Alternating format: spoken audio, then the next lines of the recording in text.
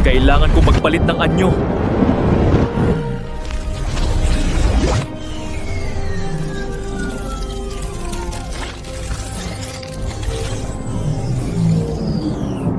Sobrang daming kalaban. Siguro dapat pagsama-samahin natin ang lakas natin para kayanin natin at matulungan natin ang ating mga kaibigan. Oo nga, tara!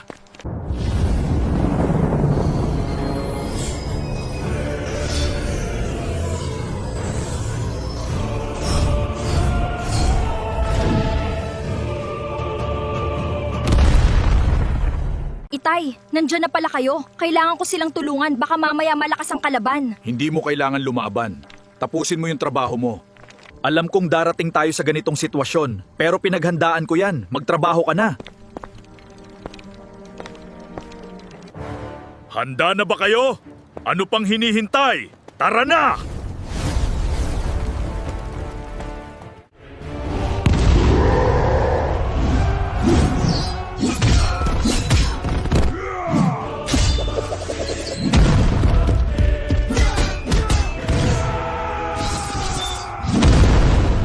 Ano, kaya nyo pa?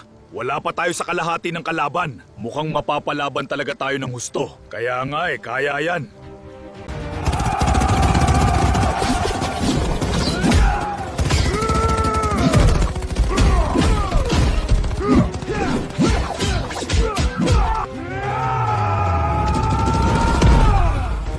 Grabe ang dami nila, parang hindi nauubos. Sigurado akong marami pa yan. Yumaman yan dahil sa kapatid mo, Daniel.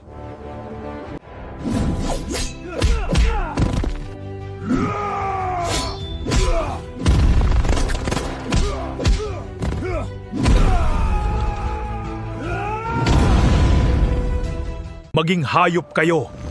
Maging ibon sa himpapawid. Maging hayop sa lupa.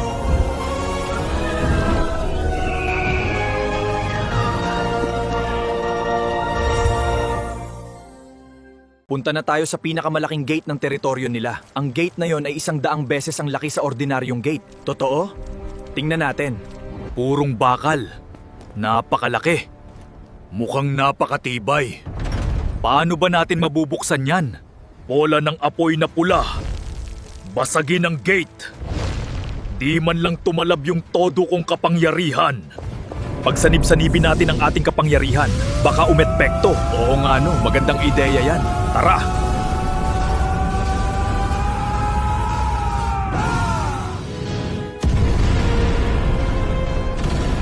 Pasukin na natin. Nandyan si Daniela.